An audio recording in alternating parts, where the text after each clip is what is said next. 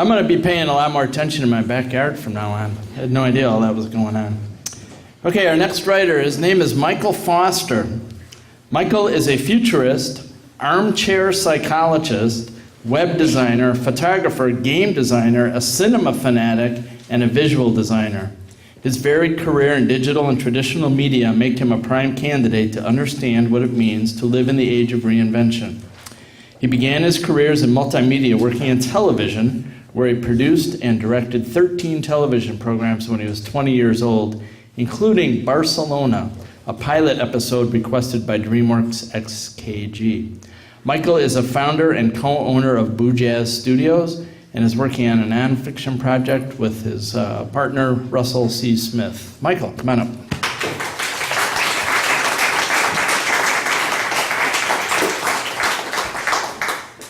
Now I got to live up to that bio. That's just terrible. Puts the pressure on. How y'all doing tonight? Great.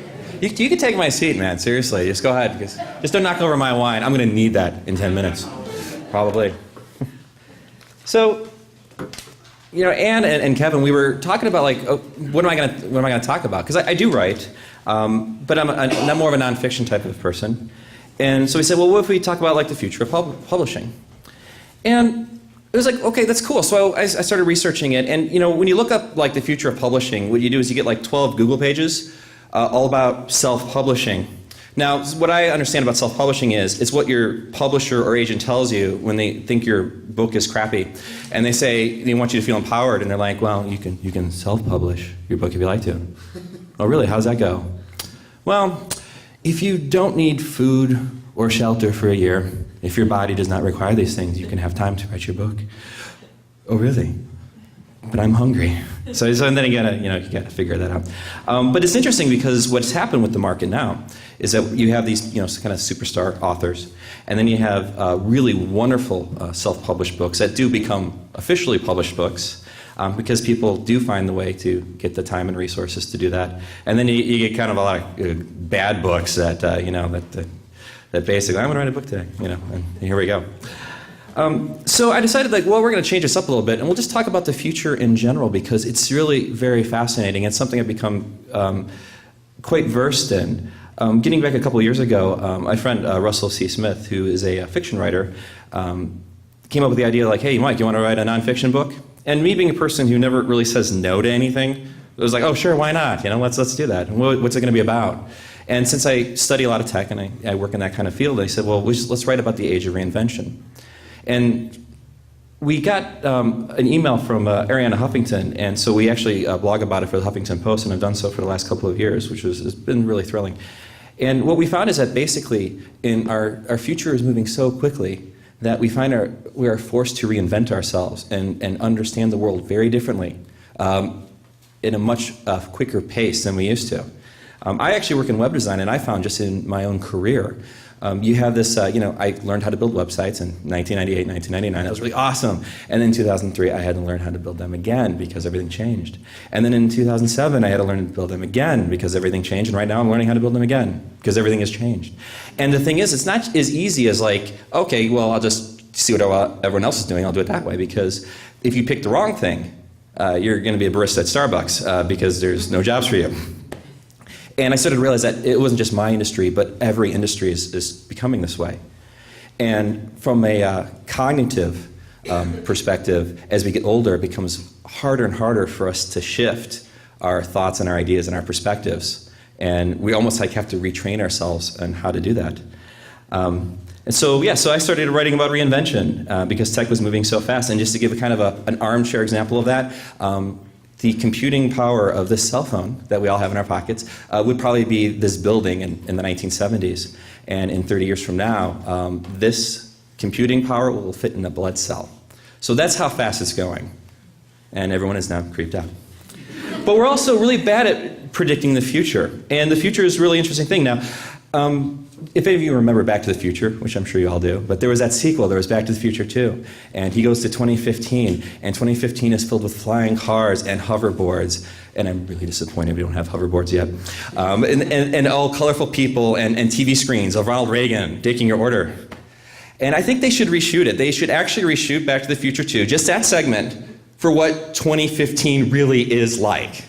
He comes out, he's like, the future. And then there'd just be like a Fuddruckers there.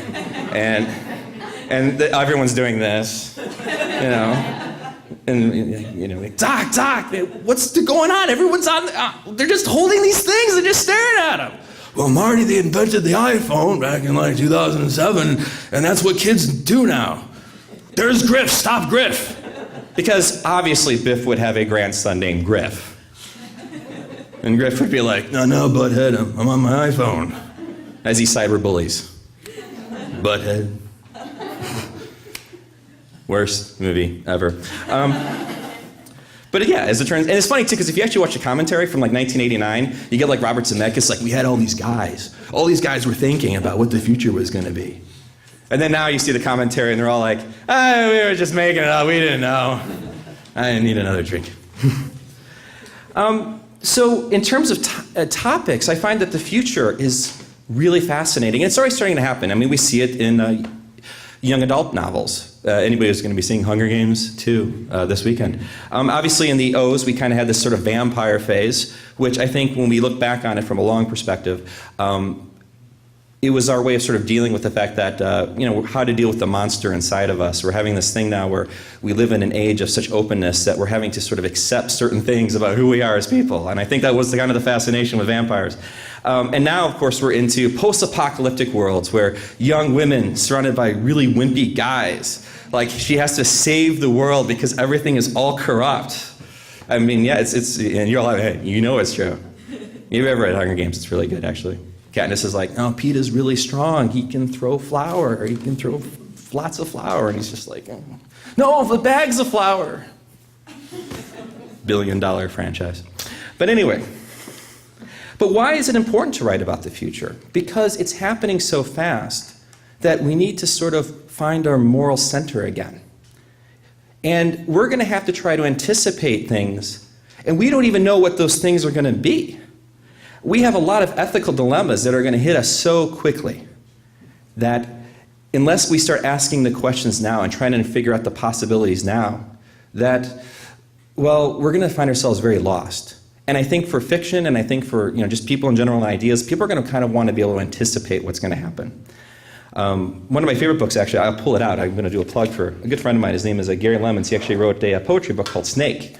And basically what Snake is, it's a post-apocalyptic collection of poetry about this sort of creature that's either a snake or some sort of, basically whatever's left of the internet kind of floating around, trying to figure out exactly what our whole civilization was all about. And it's really fascinating. I highly suggest you pick it up. So it doesn't just have to be about, awesome girls like trying to, take down corporations or whatever. It could actually be something much more cerebral, which is also very exciting. But to give you an example like how things move so fast, we think about like television. We had television in the 50s when Marty was trying to keep his mom away from him. I mean, she was a young Lady Thompson, I understand. But, we get to like that, and then like in the 70s we started really questioning it. If anyone remembers the movie Network, I see a lot of blank faces with the kids in the audience. I'm sorry, we will get to you later. We did mention Hunger Games, so it's okay. But it wasn't until the 70s we started actually questioning this technology that we've let into our homes. I mean, we were kind of questioning in the 60s and 70s, but really it was like, wait a minute, we've had television for 20 years. And we probably should have been questioning it much earlier. As I remember in the 50s, when I was a kid, I was watching a Jack Benny special that they had aired. And it was basically, they cut to a commercial. And as we all know, like the commercials in those days were cigarette sponsors. So they get to this guy, he's like, hey, we're going to our sponsor. And some guy like smoking Lucky Strikes. He's like, hey guys, have some Lucky Strike cigarettes. We have this new thing. It's called a cellophane wrapper. It's this new technology. It keeps them fresher, longer, faster. And then they cut to how they test the cellophane wrapper. And this is Mrs. YY Flirch of Michigan, Michigan. And she tests the wrapper over a live bowl of mercury. And there she is dipping the package in mercury, like, having a good time with it, I guess. And so that's why I think we really need to question the technology before we just let it out into the open. Because, because now we live in a world where, and if you guys have never seen this PBS special, you can actually stream this kind of stuff. That's what I love about the future now. We can just watch anything instantaneously. There's a wonderful thing called Digital Nation, and it was actually inspired because one of the producers of the show was cooking dinner, and she saw her husband on a laptop, her oldest son on a laptop and 2 kids on an iPhone, and realized this just sort of happened. We didn't really anticipate this, and here it is. And it was kind of creepy, and it's a wonderful special, so I highly suggest you guys all check it out. In terms of trends, I think that we're living in a world that's happening so fast that pop culture is becoming a visual language of itself.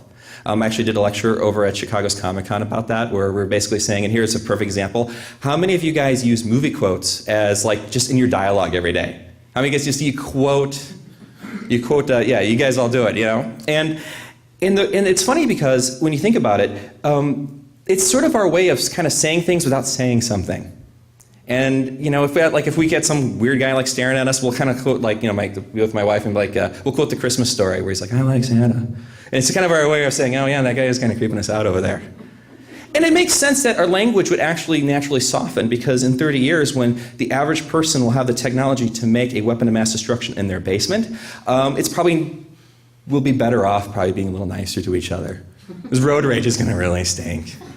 I'm sorry, kids. You just be nice to each other. That's the rule. But really, what is the future of the book? And it's funny because with everything I was researching about, everyone says, "Oh, the book is done, the novel's done." They've been saying this for years. "Oh, no one's going to read it anymore." But you know, when I read The Hunger Games a year ago, it was 2 years ago actually, when I first read it, and I actually read it on my iPhone because I wanted to have that experience. And by the way, it's very addicting to write. Like when you're reading a thriller on your phone, you're just like flipping through the pages and you're just sweating. The thing about a book or a poem or something that's written is that it is such a personal experience that a movie or a video game, it's just not going to have that. And it really hits you right here. It can move you in ways that a big screen production cannot. Now, I really like the Hunger Games movie, and I'm sure the second one's going to be awesome, but that book, I mean, I got really nervous reading that thing. And so my advice to people is what to write about. We need to write about the future. We need to write about what's going to be happening, and we need to get inventive and more creative. And I think that by doing that, all the problems of how do I find a publisher, how do I get attention, you'll find that you won't have to worry about it, because people are going to be really interested in what you have to say. So I'm out of time. All right, thank you guys so much.